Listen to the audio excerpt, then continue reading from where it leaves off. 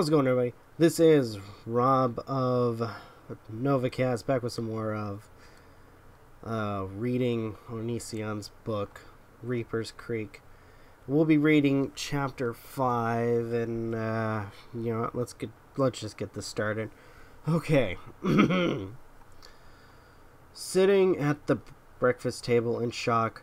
Why am I doing this now? What could have possibly happened? Another nightmare? I wasn't visited by the stick-figured creature. I wasn't dropped into a world that threatened me.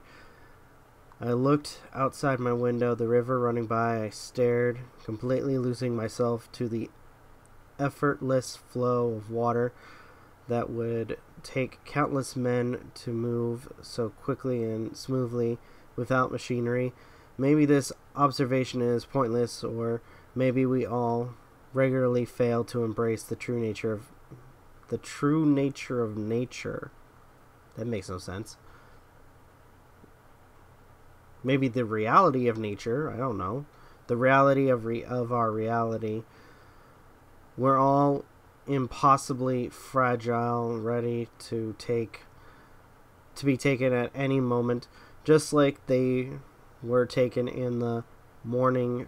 Brat, my sister, belted, interrupting my thoughts. The fuck? That was kind of abrupt. Like, maybe finish the thought and that makes no sense. I don't know. That's my problem, I guess. I can't try to understand it.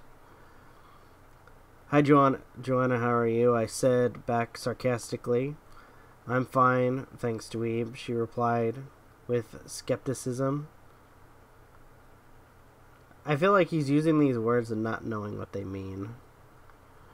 I hope you have a lovely day, I yelled, using an even more sarcastic tone. She replied, why are you being nice? Did you? The door slammed. I was already on my way to school and didn't have the energy to teach my sister about how to pick up an obvious social cue. Dude, you don't know anything about being social. Shut up. Just shut up, Onision. Philip was right back in class that day. He wasn't suspended. He didn't even get detention. I was surprised because, simply put, I had never in my life seen someone cause so much trouble without getting punished. I think they were leaving him alone because they had already suspended him and made no progress with his behavior. Why is there a slash? There should be, or there should be no line. Behavior. Moving classes clearly did not help either.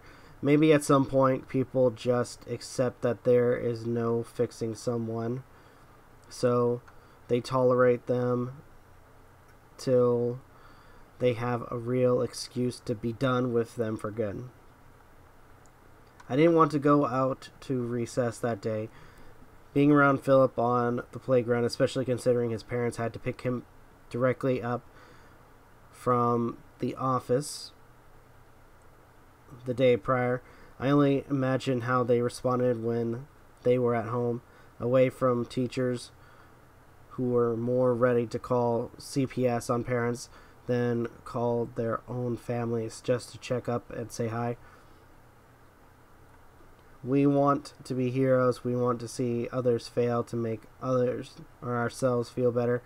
But I had nothing but pity for Philip. He's a kid like me, his parents, even his DNA, the result of something else reliable than a coin toss or a roll of dice.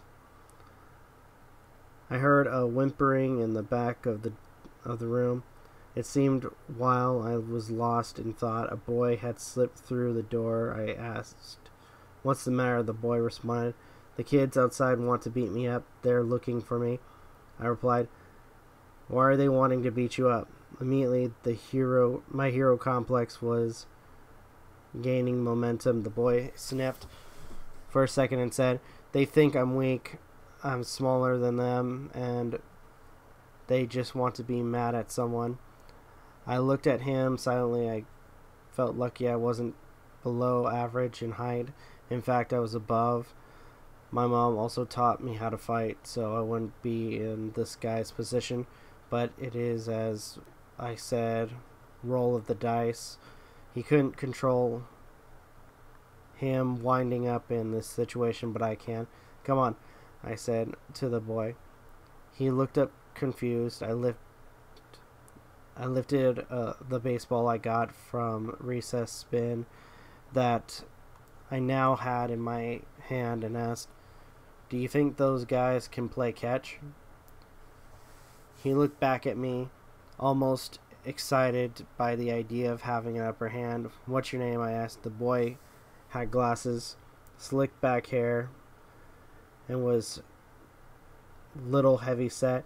He clearly could stick up for himself if he wanted to. But even the smallest people can take on the biggest if they have the right fight in them. And this kid had near none. "My name is Aaron," he said. I grabbed his shirt, saying, "Let's go," and dragged him out the door. I headed to the massive field just outside class to confront the now growing crowd of children taunting the air with degrading references to my new friend Aaron. I approached the group thinking Aaron was by my side. "Do you have a problem with Aaron?" I screamed. The group turned to me. Philip stepped out front and said, "Yeah.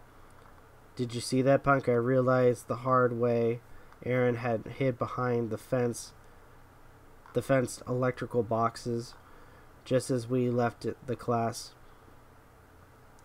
Shaking my disappointment off, I replied, "Yes, and I'm here to let you know that I'm going to kick your teeth in if you mess with him anymore."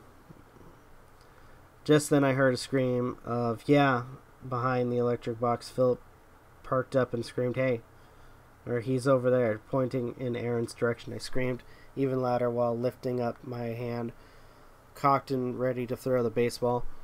"Make a move, go ahead. Take one step towards Aaron." None of these people knew what a terrible throw I was. There was about 1 in 3 chance I would actually be able to hit one of them if I tried. But our human senses of survival regularly demand most of us live in a fashion confused by fear, regardless of the odds. Okay. Not even 3 seconds of silence passed before the bell rang. I immediately, everyone began walking in the classroom while Philip remained. Philip didn't care. He would get in trouble for ignoring the bell. His eyes were locked on me, and I could see he wanted to hurt me.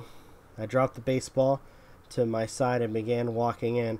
I expected Philip to yell something threatening or offensive after me, but he was silent.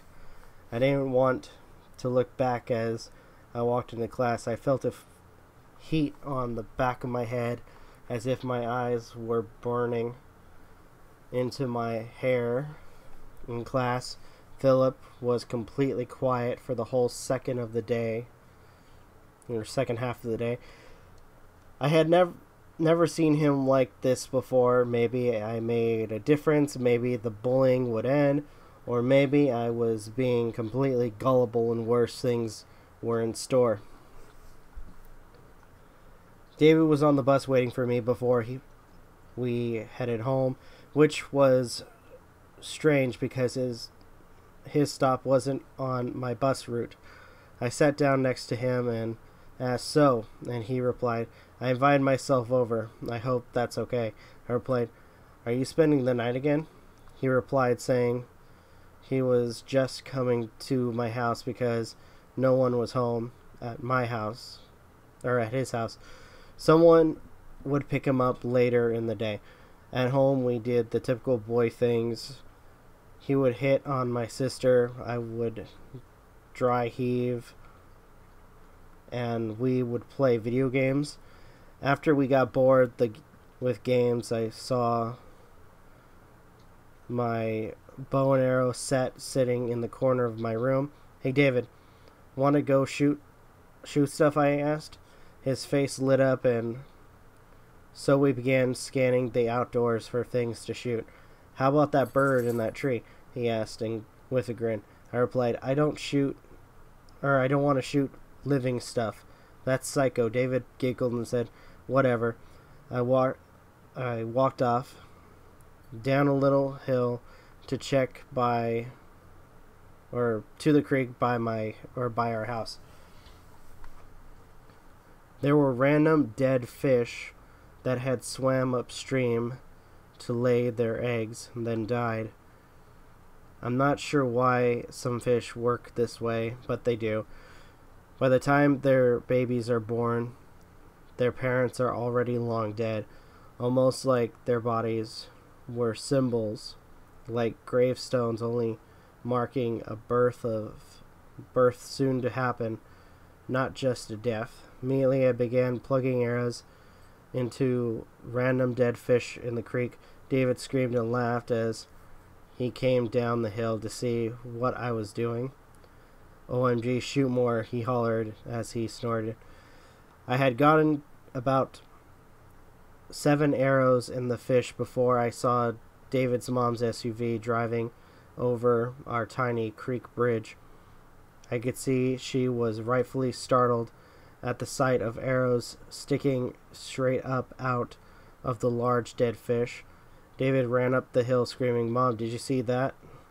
As his mom came to stop in our driveway, I was now alone by the creek with a smile on my face. David ran back to me and to say goodbye. "Hey, Daniel, see?" I turned to David to see nothing but horror in my eyes. The fish were not alone. Okay. Alrighty. That was short. Whatever. Alright. I think what I'm going to do now...